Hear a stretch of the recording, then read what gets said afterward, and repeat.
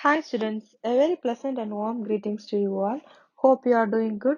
Last session we were seeing about the introduction of your 12th syllabus, right? So we have seen multimedia and desktop publishing, introduction to Adobe PageMaker, then we have seen the database management system, hypertext preprocessor, and then we saw about PHP, about the functions and arrays, conditional statements, looping structure, forms and files, connecting the PHP and MySQL. And then we saw about the computer networks introduction, and then networking protocols and examples, and then domain name system, network cabling, and last session we have seen about open source concept, e-commerce, and electronic payment system. And in this session, we have two more a chapter to introduce about.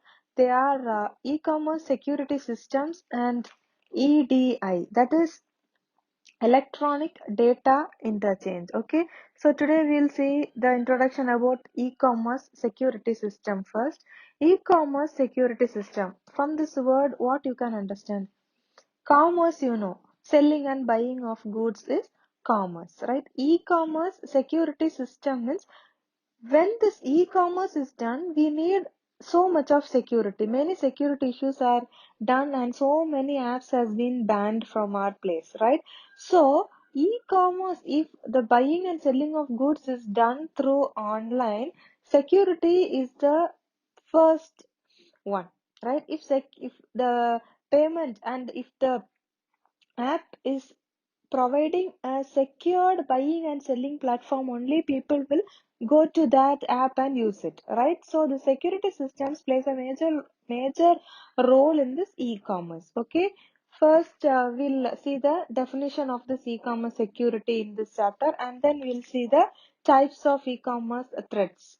Threats means when using internet, so many disadvantages are there. Same like that, when this e-commerce is done, we'll have so many disadvantages. What are the threats? Information leakage will be there. If you are buying something, sometimes your address and phone number may be sent to some other app, means it will be misused, right? So the information leakage should not be done. Then only this e-commerce will be a successful one, right? And then tampering. Tampering means it is integrity of the business info. The business information also should not be hacked, as well as the customers information also should not be sent out, right?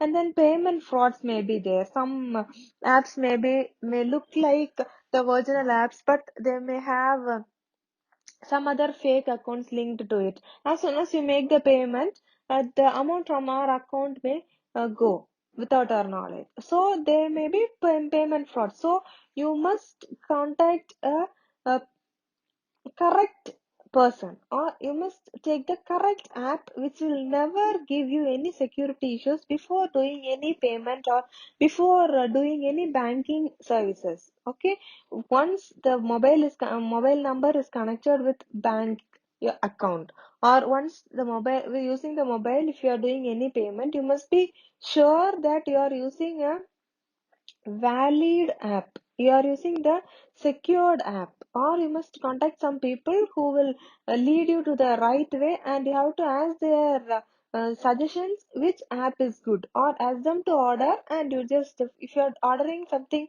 for the first time, you should not order it directly, but because sometimes some apps may be doing the payment frauds. That means it may look like the original app. When you are paying, the amount will go to them, but your product will not reach you. So in that case, what you have to do? You can go for COD. That means cash on delivery options will be there. Once the product is delivered, you will give the cash. That also, if you are buying some mobile phones and all, you would have known that news and all. Some people ordered iPhone and some other mobile phones. Only a tile piece was there inside that box. So you have to check more than 10 times, okay, before doing any payment.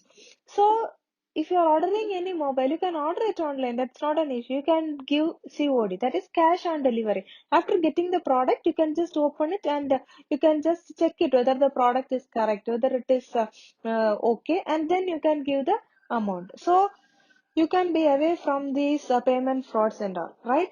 Even if you are ordering some dress or something, it will be a good one, but COD option won't be there. In that case, you can go for reviews. In reviews, customers will be giving some reviews with image. You have to see the customers and customers' name and details. Some fake reviews may be there.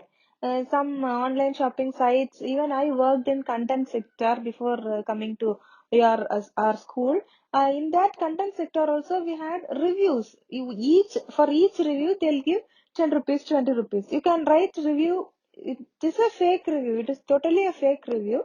If you are writing a review, they'll pay you 25 rupees. If you are writing a good review, they'll pay you some amount. So in that case, so many reviews of the big sites will be fake. So when seeing the name and when seeing the review itself, we will know. If you are buying something from Amazon, you go down, reviews and ratings will be there. In that ratings and review sections, if you see some image we are seeing itself, we'll know it is the customer's image only. So the once if you are buying something also, you can take a image of the product which you are receiving, or you can take the uh, uh, products video when you are opening the product package, and you can upload it in the review section, so that it will be useful for some others, those who are buying it. Even if it is good or if it is bad, you have to write the review there publicly on that site, so that it will be useful for someone else who is approaching that.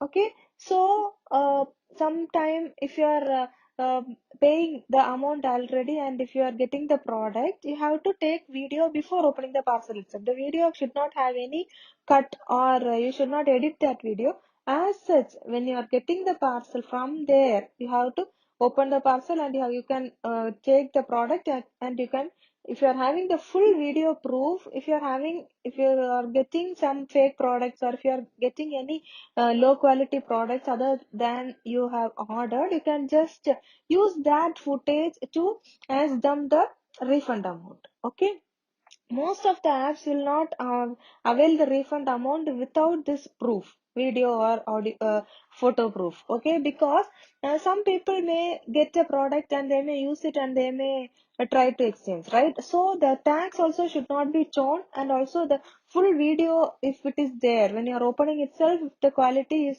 damaged or some issue is there, they'll surely take return of that product, or they may refund the amount also. Okay, so about this and all, we'll see in this chapter. Okay, malicious code threats, DDoS, that is distributed denial of services, cyber squatting, and typopiracy, and all we'll be seeing here. About hacking. Hacking means unauthorized involvement into a computer or into a network, or breaking the security to get access of any website or any account. We'll say it as hacking. Okay, then in this chapter, we'll be seeing about the dimensions of e-commerce security.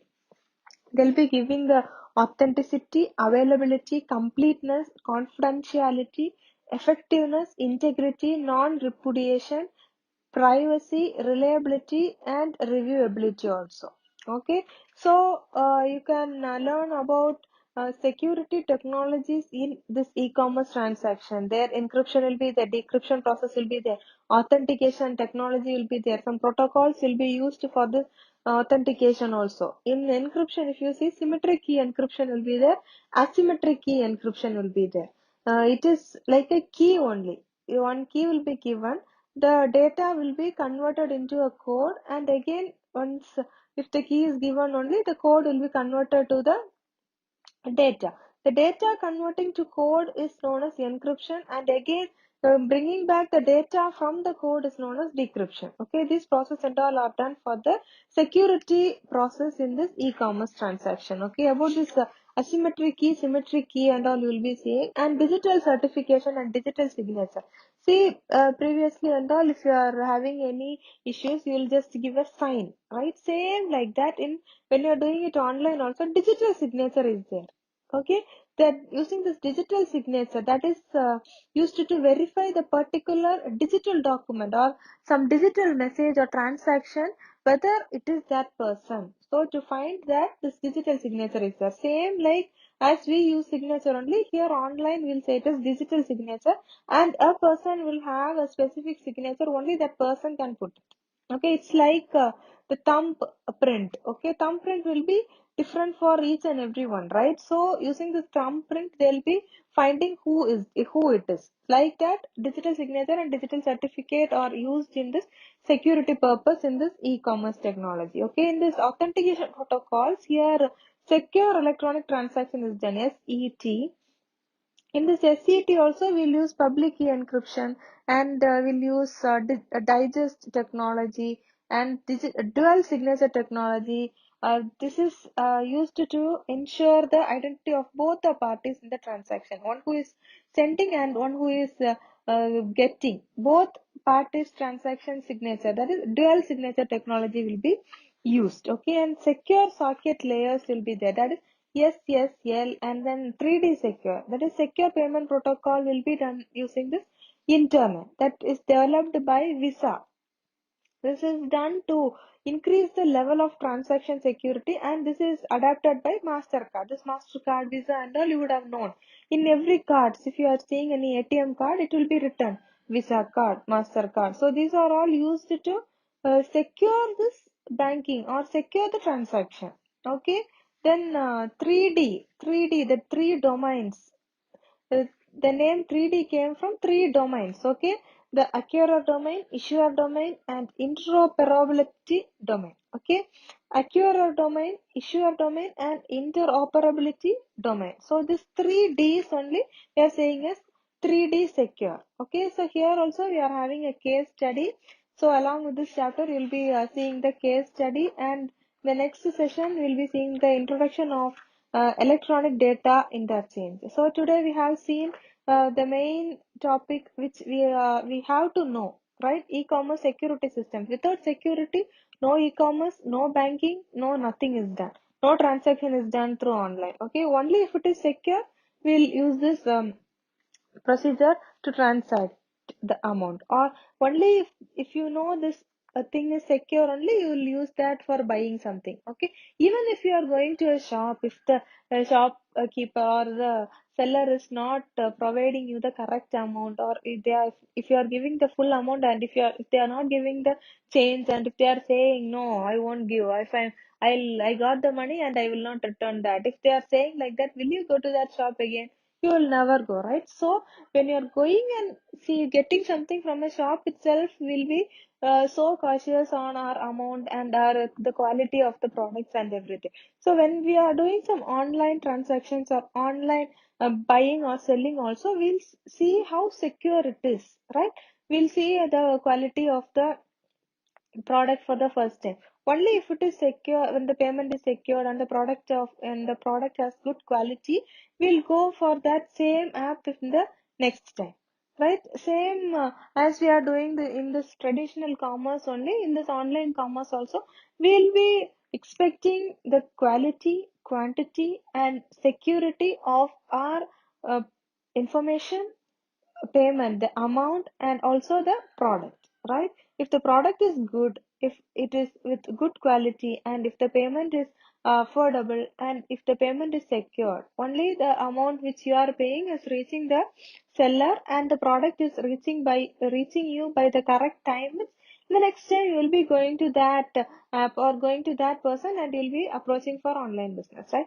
Right. So in every business, even if it is traditional commerce or e-commerce, security is must, right? It may be of the security of the product, or security of your amount, or security of your information. Some data you will give when you are logging into a website. If you are logging into a new website, if you are giving your phone number, your name and email id, with that itself they can take some of your details, right? Your mobile numbers will be linked with your Aadhaar number will be linked with your account, your PAN card, everything will be linked to each other, right? So if a hacker is getting your phone number and account and the Aadhaar number or PAN number, they can easily get your account number and they can easily get access to it, right? And you would have heard so many of them calling from, so many of them are getting cheated from. Some will be saying that I'm calling from this bank, this and this bank, and I'm the manager. and your code has been expired, or your card has got 1 lakh of prize money. If you are giving me this code which I sent to your mobile, you will get the amount in your account. Or to renew your account, or you to renew your card, we need the OTP which was sent to your account, like that they may ask.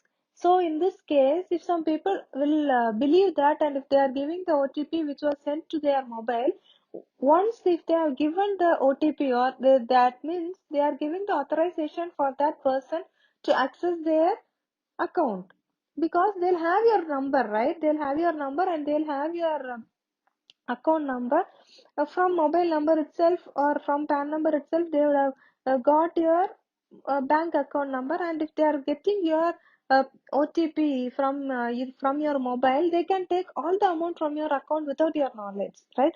So many of them, many educated people are also getting cheated by this frauds. So be careful, and inform it to your parents, relatives, friends, everyone. Whoever is asking anything from your mobile, OTP, or sometimes some may act as your friend, and if they are installing some unknown apps in your mobile also, that person can access your full mobile, all the apps and whatever you are accessing, they can access your mobile from their mobile itself. Like that also facilities are there. So if any unknown apps, any third party apps which is not secure is installed in your mobile also, just uninstall it. That app also may take your data and share it to hackers. They may use it for some other purpose. Okay, you may think we have not linked anything in our mobile, so why we have to worry? So no need lock, nothing like that we'll think. But one thing, even your phone number, and if you have entered any passwords in your mobile, and if you have deleted also, it will be inside. Whatever you are chatting, you are making a call, everything is recorded. Network is a big thing, right? So network will have every footage there. Whatever text you are sending, whatever images you are taking, whatever images you are sending and getting, everything will be there, saved in a place. Okay, cyber crime can access to everything, whatever you have talked, whatever you have chat. If you are taking a pic, and if you are deleting it also, it can be taken by the network people, right? So be careful in using this technology. These technologies have so many advantages. So as I always say, use this technology in a good way, and please be safe and secure when using this online, this internet. When using this internet, be safe, and use it for good things. Okay, stay safe. Thank you for your valuable time. Tomorrow we'll see the next electronic data interchange, that is EDI chapter. Stay home, stay safe, take care, bye.